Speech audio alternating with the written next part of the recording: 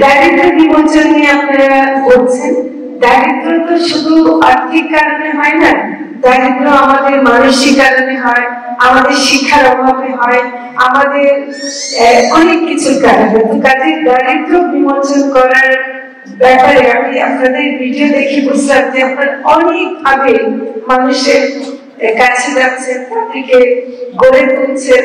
এবং এটা একসময় আমি হিটকে চিনতাম 90 দশকের মাঝামাঝি সময়, তখন যে দিকটা আমার খুব আকৃষ্ট করেছিল সেটা হলো কুষ্ঠ রোগ।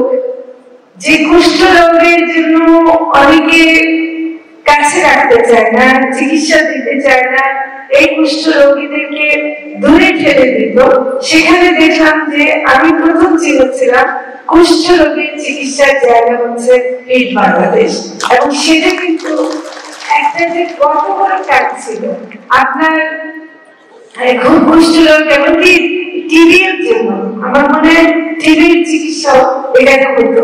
তো কাজে এই সব জিনিস ভাবলে আমরা মাঝখানে হয়তো হিট বাংলাদেশের সাথে সম্পর্কটা ছিল না আমার কাজের ভিন্নতার কারণে, কিন্তু এখন আমি মনে করছি যে আপনারা এই যে 50 বছর আপনাদের হয়েছে, এটা গৌরবময় 50 বছর। আপনারা 100 বছর থাকবেন, 150 বছর থাকবেন, এই যে বাচ্চাদেরকে গড়ে তুলছেন, তারাই হিট বাংলাদেশের ভবিষ্যৎ হয়ে উঠবে, তারাই হিটকে টিকায় রাখবে।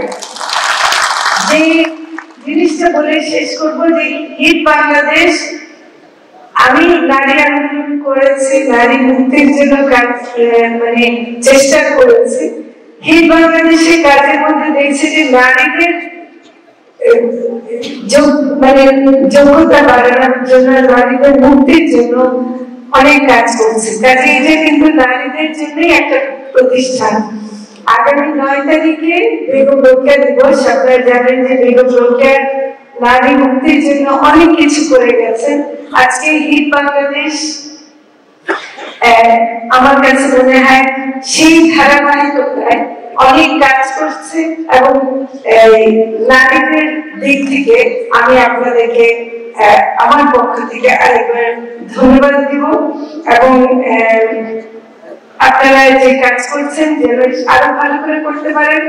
কোনোভাবে যদি আমি আপনাদের কোনো কাজে রাখতে পারি, আমি নিজেকে ধন্য মনে করবো। আজকে এখানে এসে আমি ধন্য হয়ে গেছি। আমি অবশ্যই আপনাদের